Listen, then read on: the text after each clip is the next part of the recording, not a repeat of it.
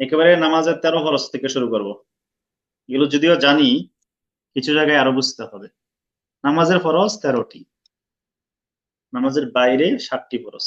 এক, শরীর পাক হওয়া, এটা সকলেই জানি।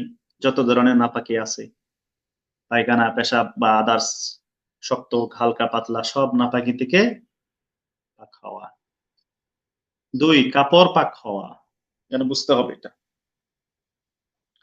কাপড় পাক কিভাবে করে? নাপাক কাপড় হলে সেটাকে 3 বার কি করতে হয়? সুন্দর করে চিপতে হয়, প্রতিবারই যেন পানি আর না থাকে। এটা খেয়াল করা জরুরি। আমরা অনেক সময় তাড়াহুড়া করতে গিয়ে ভালো করে করি না, এটা করা যাবে না। রেফারেন্স দেওয়া আছে, হ্যাঁ, সবগুলো সূরা মুদ্দাসির আয়াত নম্বর 4, ওয়াসিয়া বা কাফা তাহহির, কোরআনের আয়াত। জন্য কাপড়টা সুন্দর করে পাক হওয়া জরুরি।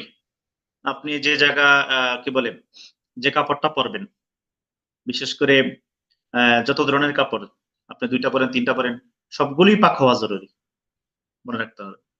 2 নম্বর কথা, আমরা অনেক সময় কাপড় যখন লারি, রোদ্রে শুকাইতে দেই, নাপাক কাপড়ের সাথে যখন পাক কাপড়টা লেগে যাবে, নাপাক কাপড়টা ভিজা, পাক কাপড়টা শুকনা, লেগে আছে, বা 2 মিনিট 1 মিনিট লাগানো ছিল, তাহলে পাকটাও নাপাক হয়ে যাবে।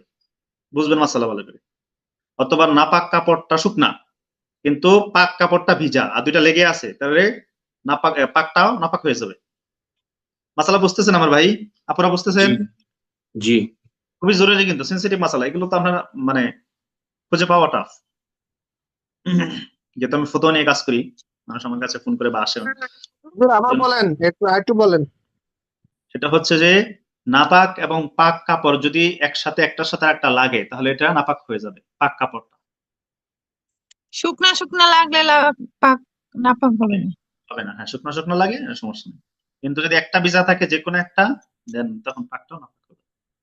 মনে থাকবে এটা। আচ্ছা, কুকুরের গায়ে লাগলে, কুকুরের গায়ে যদি কাপড় লাগে হাঁটতে যায়, কাপড় কি নাপাক হয়ে যাবে? কুকুর যদি ভিজা থাকে, নাপাক। কুকুরের জিব্বা যদি লাগে, কুকুরের জিব্বা লাগে, নাপাক। কিন্তু গায়ে লাগলে? না না, গায়ে লাগলে ওই জায়গাটা নাপাক হবে। কুকুর যদি ভিজা থাকে, ভিজা, শুকনো থাকে সমস্যা নেই। কুকুরের গায়ে, কুকুরের গা ভিজা, বুঝছেন কথা? বুঝছি। এখানে 2 নাম্বার থেকে শুরু হয়েছে, 1 নাম্বার কোনটা? 1 নম্বর হলো শরীর পাক, এই যে শরীর পাকে উপরে পড়ছে, আচ্ছা আচ্ছা, ধন্যবাদ।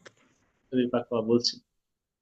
হ্যাঁ, আমরা আপুরো একটু খেয়াল করি, আমরা তো অনেক সময় বাচ্চারা জানিয়ে থাকি, অনেক সময় দেখা যায় বিষয়গুলো একটু ঝামেলা হয়ে যায় আর কি। 3, আচ্ছা, কাপড়ের জিনিসটা আমি একটু ক্লিয়ার হই। আম বাচ্চাদের পেশাব লাগলে সেটা কি খলাইলেই 3 খলান দিতে হবে? বাচ্চাদের কোলে নিলে পেশাব করে দিতে পারে, সেই জায়গাটুকু একবার ধুলে হবে না 3 বার ধুতে হবে? একবার ধুইলে, যদি মনে করেন যে আঁচলের শুরুতে লাগলো, হ্যাঁ, আঁচলের কোনায় লাগলো, এটা যদি আপনি ঝর্ণার মধ্যে এইভাবে ধরে রাখেন, মানে 3 বার না, এতটুকু পরিমাণ ধরে রেখেছেন, আপনার কাছে প্রবল ধারণা হচ্ছে যে এখন আর নাপাকি নাই, 2 মিনিট একাধারে ধরে রেখেছেন, পানি পড়ছে এটার উপরে, তখন সেটা 3 বার লাগবে না। কথা বুঝতেছে? অন্যথায় সেটা 3 বার ধুইতে হবে, বাচ্চাদের হোক। হুজুর, ওইটা বাচ্চা কত বছর বয়স পর্যন্ত, হ্যাঁ, প্রস্রাব নাপাক হয়, মানে নাপাক বা পাক থাকে? পাক নাই। 2 বছর বাচ্চাদের 2 বছর পেশাব না, আমি বলি মাসালাটা বলি। বাচ্চাদের না, কাপড় কি বলে, পেশাব কখনোই পাক না, একেবারে জন্ম নেওয়ার পর থেকে না পাক। তবে আচ্ছা আচ্ছা। হাদিসের মধ্যে আসছে, ছেলে বাচ্চার পেশাব যদি খাবার মুখে গ্রহণ করার আগ পর্যন্ত হয়, বুঝেন, খাবার মুখে গ্রহণ করে কয় মাস? 6 মাসে সাধারণত আমরা বাইরে খাবার দিই। এর আগ পর্যন্ত ছেলে বাচ্চার পেশাব, মেয়েরটা না, ছেলে বাচ্চার পেশাব যদি করে দেয়, একটু কম ধুইলেও হয়, মানে হালকা পাতলা ধুইলেও হয়ে যায়, এটা হাদিসে আছে। কিন্তু আচ্ছা। মেয়ে বাচ্চাটা ধুইতে হবে সবসময়। আর ছেলে বাচ্চাও যদি খাবার মুখে নেওয়া শুরু করে দেয়, তখন ধুইতে হবে 3 বার। এখন কথা হলো পার্থক্যটা কেন হলো? মেয়ে বাচ্চার পেশাব দুর্গন্ধ বেশি, আর মেয়ে বাচ্চার পেশাব বেশি জায়গায় ছড়ায় যায়, ছেলেরটা অনেক সময় এক জায়গায় পড়ে, আর ছেলেরটা দুর্গন্ধ কম। এই জন্যই মাসালা। কথা উল্টা ক্লিয়ার? মাসালা। আমি জানি থ্যাংক ইউ। ছেলেদের প্রস্রাবের দুর্গন্ধ, মেয়েদের কম। আচ্ছা ঠিক আছে, আরেকটা জিনিস, জি। যাদের ডায়াবেটিক্স আছে অনেক সময় প্রস্রাব করতে গেলে লেগে যায় 1-2 ফোঁটা, তখন সেইটুকু ধুইলে কি হয়ে যাবে নামাজ? যদি ওই জায়গাটা চিহ্নিত থাকে যে ওই জায়গায় লেগেছে, তাহলে ওই জায়গাটা ধুয়ে ফেললে হবে। আর এই প্রস্রাবের কাপড় কি যদি বেশি লেগে যায়, ভিজে যায় অনেকখানি জায়গা, তাহলে সেইটা কি সাবান দা ধুইয়া ধুইয়া পাক করতে হবে, না পানি দিয়ে সাবান লাগবে না, 3 বার ফেলে? তিনবার পানি সাবান লাগবে না। শুধু পানি দিয়ে হুজুর, ফেলাইলে 3 বার মানে 3 বার কি ভালো করে চিপতে হবে, নাকি খোলায় খোলায় পানি দিয়ে 3 খোলান দিলেই হবে? না, একটু চিপতে হবে, প্রতিবার একটু চিপতে হবে, একটু চিপতে হবে যেন আর পানি না থাকে। এমন চিপবা না যে কাপড় ছিঁড়ে যায়, এই পরিমাণ দরকার নেই। হুজুর, মানে সাথে কি 3 বিসমিল্লাহ করতে হবে? বিসমিল্লাহ এগুলো জরুরি চিপার না, সাথে বিসমিল্লাহ জরুরি না। জরুরি নয়। আচ্ছা। এক একজনে শিখাইছিল যে বিসমিল্লাহ করে ফু দিলে কাপড় পাক হয়। না না, এগুলো ফুয়ের কোনো নাই, বুঝতে হবে। এরকম কোনো ফতুয়া নাই? না না, আমি আসলে পরিচয়টা আমি একটু সংক্ষিপ্ত দিয়েছি। আমি ব্যাক টু মানে কোরের পরিচয়টা আমি দেই নাই। হ্যাঁ, আমি দীর্ঘ 13 বছর চলছে ফতোয়া নিয়ে কাজ করি, এবং আচ্ছা, দেশে আচ্ছা। বিদেশে থেকে অনেকে আসে আমার কাছে। মাশাআল্লাহ, তো মাশাআল্লাহ, ভালো। এমনি ভেঙে ভেঙে আমি আলোচনাগুলো বলছি আর কি। এমনি আমার মূল কাজ কিন্তু ওইটাই, ফতোয়া এবং হাদিস নিয়ে কাজ বেশি করি। এখন আমি অনলাইনে মানুষের কোরআনের খেদমত করছি এই আর সাথে। আচ্ছা হুজুর, ধরেন পাক, এটা জানি, তবুও মনে সন্দেহে, মনে হয় যেন মানে সন্দেহ লাগছে যে না পাক হইতে পারে, তো সেক্ষেত্রে কি করা? যদি প্রবল ধারণা হয় যে পাক, বুঝেন, যদি প্রবল ধারণা হয় পাক, তাহলে পাক। হুম, আচ্ছা, আচ্ছা। আর ও যদি আর যদি প্রবল ধারণা হয় না, বেশি আপনার 55% হলো না, এটা নাপাক, তখন নাপাক ধরতে হবে। আচ্ছা, আচ্ছা, মনের সন্দেহটা এটা, এই তো। আচ্ছা, 3, নামাজের জায়গা পাক হওয়া। নামাজের জায়গাটা পাক হওয়া জরুরি। আই মিন যেখানে দাঁড়াবেন, জায়নামাজ হোক বা অন্য জায়গায়, এক্ষেত্রে আমি সংশ্লিষ্ট এটা বিষয়টা। টাইলস পেশাব লাগলে, পায়খানা লাগলে, আই মিন নাপাক হলে টাইলস মুছলে পাক হয় না। ফ্লোর যদি শুকিয়ে যায়, বুঝবেন, ফ্লোরে প্রস্রাব করছে দেখা যায় না, শুকিয়ে গেছে, এটা পাক হয়ে গেছে, ধুইতে হবে না, বুঝবেন। ফ্লোরে প্রস্রাবের দাগ নাই, শুকিয়ে গেছে, তাহলে এটা মাটির হুকুমে, মাটি যেরকম শুকিয়ে গেলে পাক হয়েছে এরকম। কিন্তু টাইলস, এটা কিন্তু ওই চুষে নেওয়ার ক্ষমতা নেই। দেখবেন পানি 2 দিন গেল, আপনার বাতাস না লাগলে শুধু টাইলস পানি চুষে নেয় না। এই জন্য টাইলস নাপাক হলে ধুইতে হবে ওই জায়গাটা ভালো করে, খেয়াল রাখি এটা। এখানে কোনো প্রশ্ন আছে? সামনে গেলাম। কিন্তু 17 টাকা। টাইলসের মধ্যে কাপড় দা মুইসা ও কিছু না বিছায় সেইখানে টাইলসে নামাজ পড়লে নামাজ হবে? পাক থাকলে তো হবে, নাপাক হয়ে গেলে ওই জায়গাটা ধুইতে হবে। ভালো করে বুঝতে হবে। বা পানি দিয়ে মুছা নিতে হবে, তাই তো? পানি দিয়ে মুছলেও কমপক্ষে 4-5 বার মুছতে হবে, যেন কোনো নাপাক না থাকে, ধোয়ার মতো হয়ে যায়। হুম।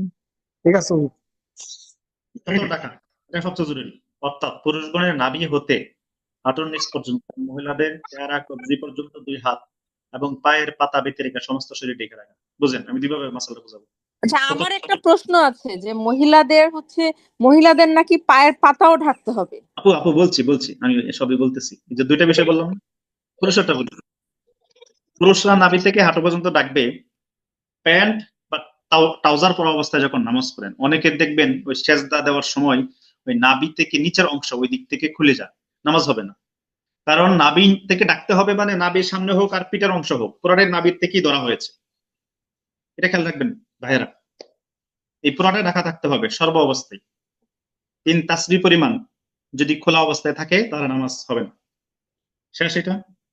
আর মহিলাদের হলো এখানে বলা হয়েছে চেহারা কবজি 2 হাত এবং পায়ের পাতা, মানে ঠাকনোর নিচ থেকে যে অংশটা এতটুকু খোলা থাকতে পারবে, আর হাতের কবজি। এজন্য বড় হিজাব পড়তে হবে। অনেক মহিলাদের নামাজ হয় না, খেয়াল করবেন, আপনার মা বোনই আছে, বাসপাশে আছে। আচ্ছা, নামাজ পড়ার সময় তো পায়ের পায়ের কোন পর্যন্ত, পায়ের পাতা, তো অনেক সময় তো পায়জামা একটু উঠে যায় গিরালির উপরে, তারপরে শাড়িও সরে যেতে পারে, তখন কি নামাজ হয়? আবার নিচ পর্যন্ত সুবহান নিচ রব্বিয়াল আযীম বা সুবহান রব্বিয়াল আলা এভাবে 3 বার বলা পর্যন্ত যদি থাকে তাহলে নামাজ হবে না। এই জন্যই তো বড় হিজাব পড়তে হবে, একদম পা সহ ডেকে ফেললেন বড় এরকম আপনি তো কাপড়টা এরকম নিচে দিয়ে হিজাব করলে আবার সেজদা থেকে ওঠার সময় ওটা কি পায়ের নিচে চাপা পড়ে উঠা যায় না সহজে। কিন্তু আরেকটা সেজদার কথা আরেকটা কথা জিজ্ঞেস করি, যে সেজদা থেকে ওঠার সময় ম্যাক্সিমাম আমরা তো হাতে বর দিয়ে উঠি। এটা কি হাতে বর দিয়া উঠা কি জায়েজ নাকি উঠাই যাবে না? এমনি না, তো এটা নেওয়া হলো মানে বর ছাড়াই উঠা আর কি। যদি অসুস্থ হয় বা বেশি ওজনী মানুষ হয় তখন এটা সুযোগ আছে আর কি। আমরা এগুলো সব আলোচনা আসবে, আপনাদের মনে অনেক প্রশ্ন আলোচনা চলে আসবে ইনশাল্লাহ। তাহলে এই সতরে এই মাসালাটা বোঝার চেষ্টা করি ইনশাল্লাহ। 5, কিবলামুখী হওয়া। কিবলামুখী হওয়ার ব্যাপারে জানি, যদি 90 ডিগ্রি থেকে বেশি ঘুরে যায়, সিনা যদি এভাবে ঘুরে যায় তাহলে নামাজ হবে না, কিন্তু সামান্য ঘুরে গেল কোনো কারণে তাহলে নামাজ হয়ে যাবে।